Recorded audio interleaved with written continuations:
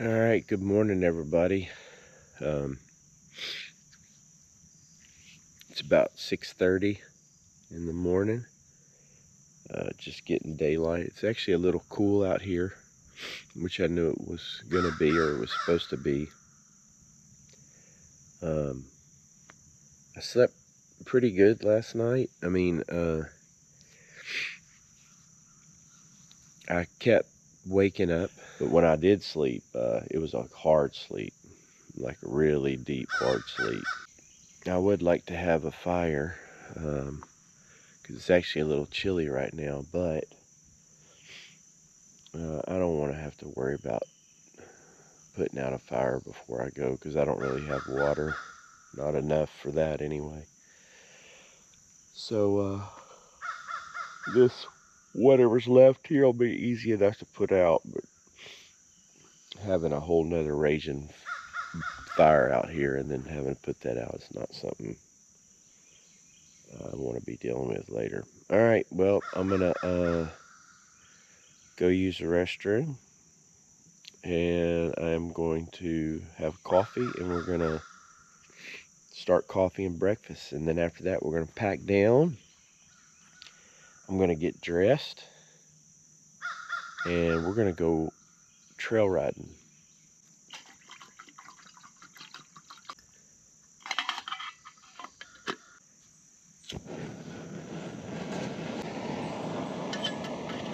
So we'll wait for that to boil. And so coffee, we got this Kisatchie coffee base camp blend. It's just a pour over. I absolutely love these things. The coffee's actually very good. It's made for camping. And then for breakfast, the Mountain House Adventure Meals scrambled eggs. So scrambled eggs, and it says with bacon.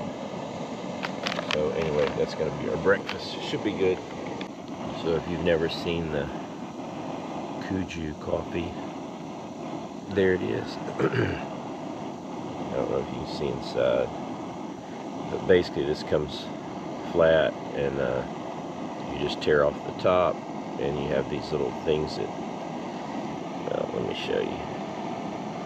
You have these little things that come out, and they're meant to sit on the end of your mug, and then now you just pour your hot water over for, like you would any normal pour over coffee. All right, so I got my coffee, waiting for my breakfast to rehydrate. All right, so like I said earlier, here's the Mountain House Adventure Meals scrambled eggs with bacon. I'm not sure if you can see in there, but that is our breakfast. We're gonna eat, taste this, see how it is.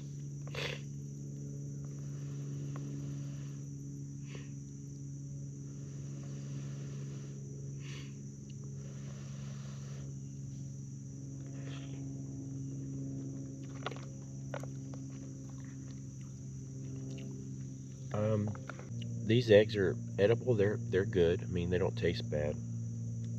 They just I don't know. It's just different. It doesn't. I mean, it tastes like eggs and bacon, but I don't know. The taste is just a little off. So whereas yesterday's meal, the taste was like you would think it would have been. This one is not completely like you think it would be. Again, not bad tasting. No, I don't want to trash it, but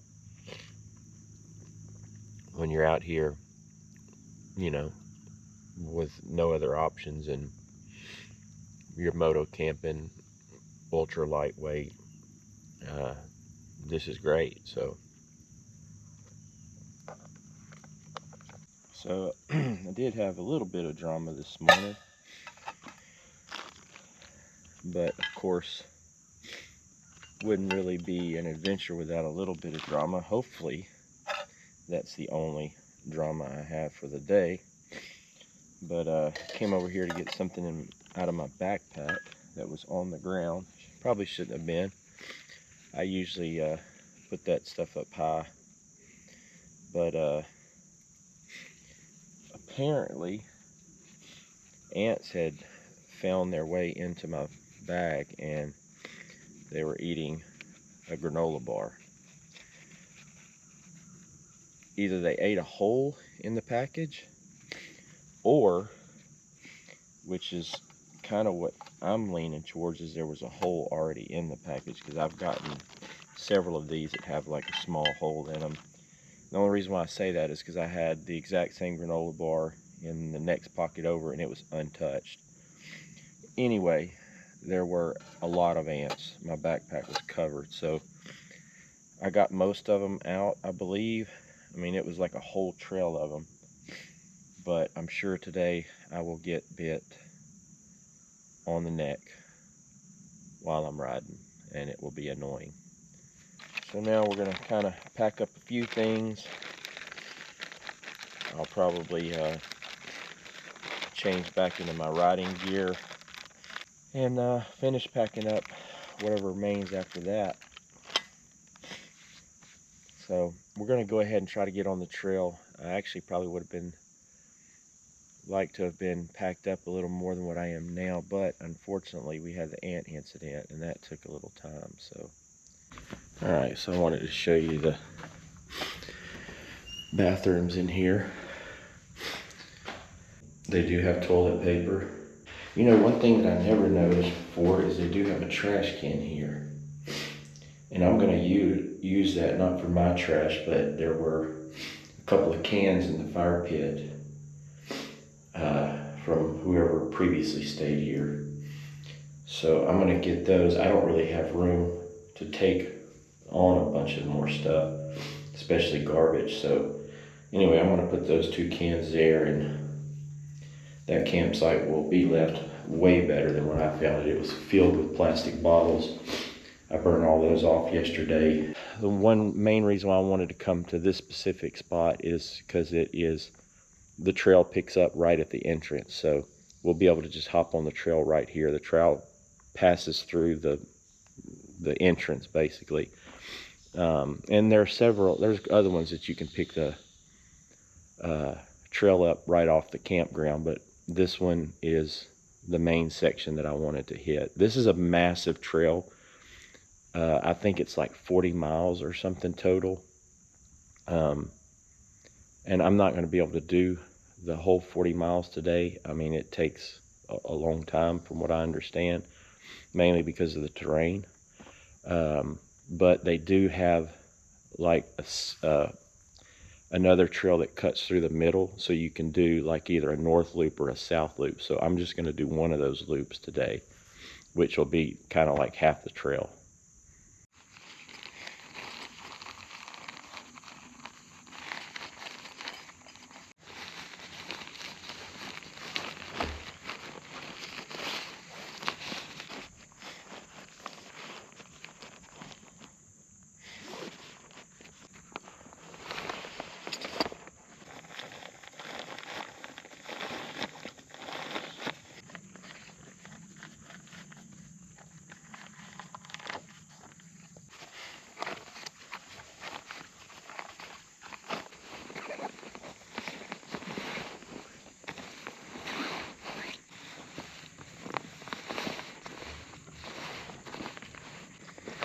If you didn't watch my packing video, you're interested to see, you can check that out. But anyway, one of the things that I did is I did away with a tail bag, because that's where I kept my little Thermarest seat cushion thing. And I did away with the tail bag so I could strap my gas container down. And one of the things that I realized when I packed it the first time is that everything was in its own stuff sack, which is really not necessary. The only thing that I wanted to keep in its own stuff sack is the tarp, just in case it rained or was wet. I could keep it from everything else getting wet. But the thing with them packed in their own stuff sack is, yeah, they were really compressed, but they weren't necessarily form-fitting with a bag. So everything that I could take out, I did, because then I can just stuff it in. Like before, you had, like, you know, air pockets all throughout this, just because the diameters and everything didn't fit. So now I've took all those, everything out of the stuff sack, and I just stuff them in this bag, and I can get into every little nook and cranny, which means I'm able to pack more in here. I have my clothes in here, which was going to go in the tail bag. Everything fits. This just kind of extends onto the rack, the tail rack. All right, we're getting close, really close at this point.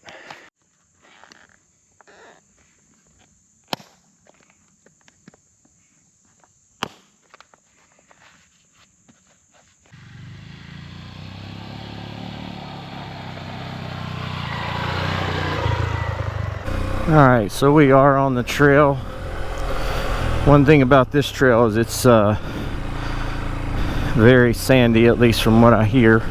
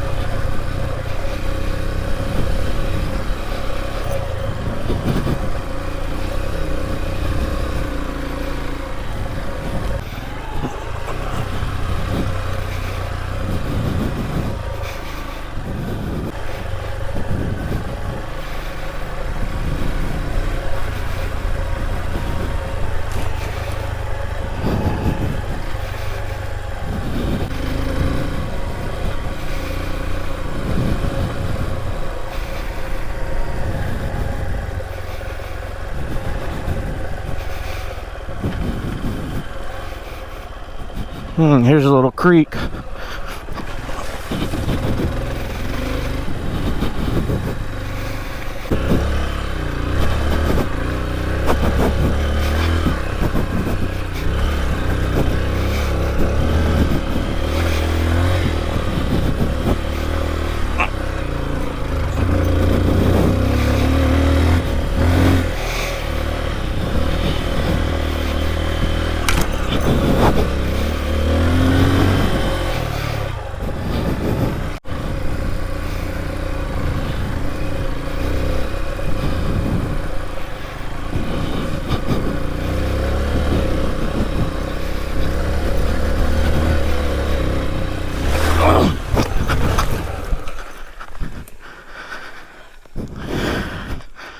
All right, we caught it. All right.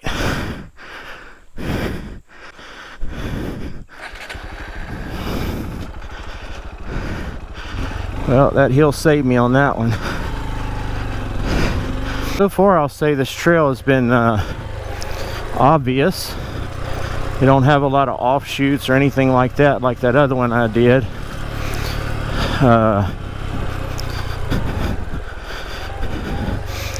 Seems to be well marked, so I've seen one tree down and they had a bypass around it, so this is much more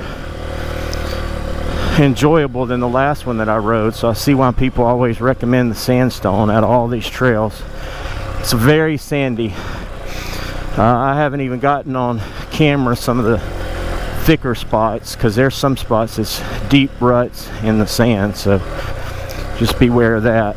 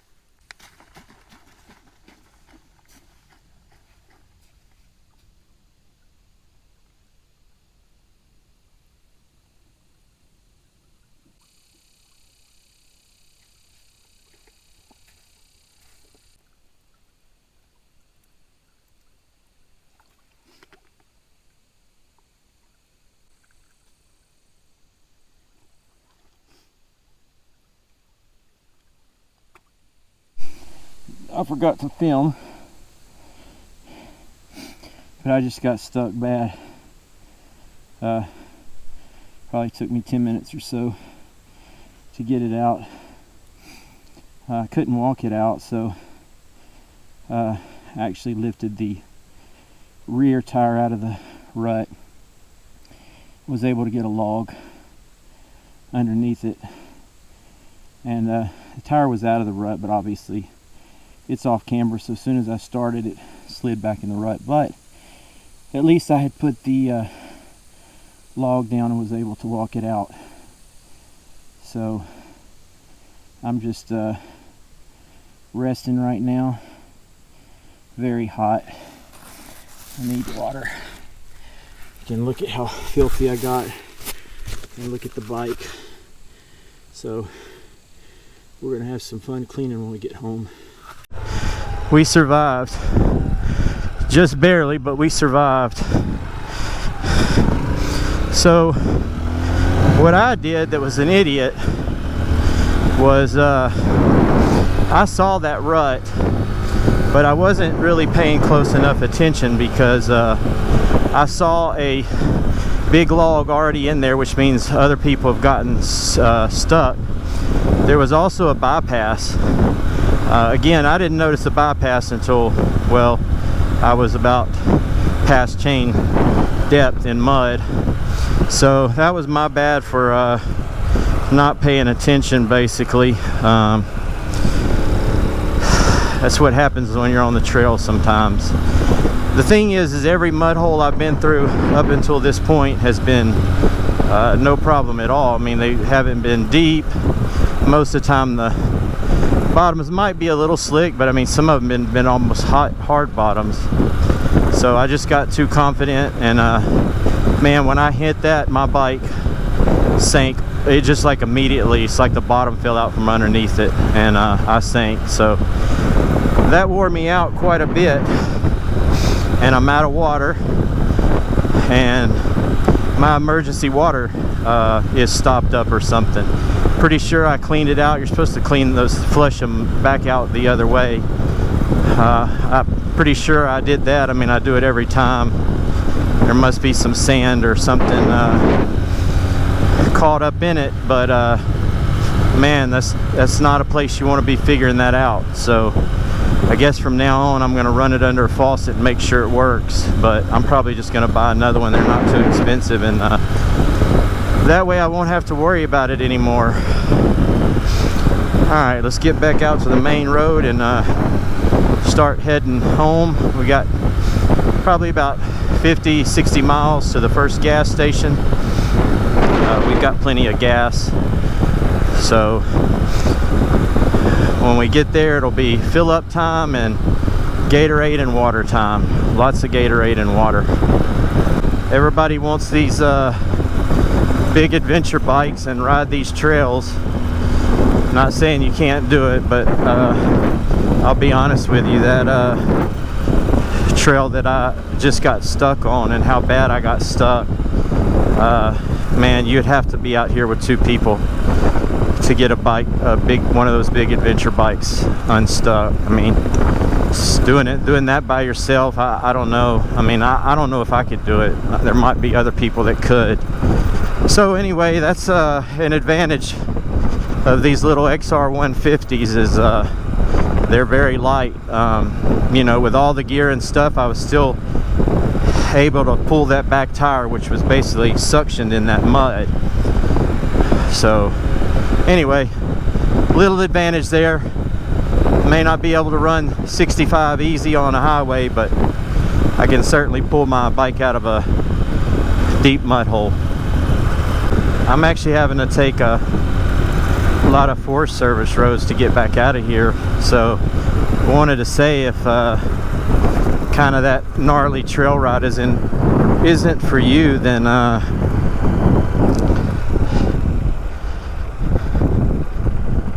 I would say come out here and ride some of these Forest Service roads if you've got a street legal bike,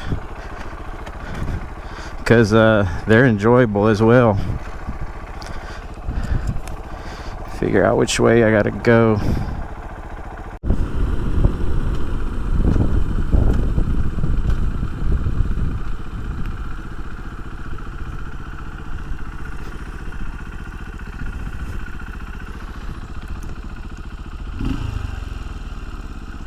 So there's the creek.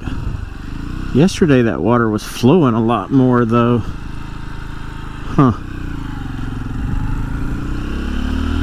Oh well.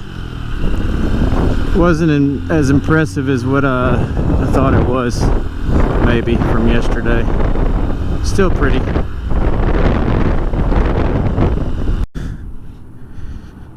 Look at the carnage. Look at that carnage. But hey, that's what I got this bike for. We're going to fill up the bike and fill me up with some electrolytes and water. We refueled the bike and the driver. Got some Gatorade and water. And then I stopped and grabbed a quick bite to eat. And so now I'm ready to knock off some miles. We probably got, I don't know, a couple hour drive maybe, probably less than that, hour and a half to 2 hours. So, all right, on the road again, headed home after a great experience moto camping and riding trails at Kisatchie National Forest. Good times, good times. Moto adventures, baby. First moto camping trip in the books. It was certainly an adventure. Good times all the way around.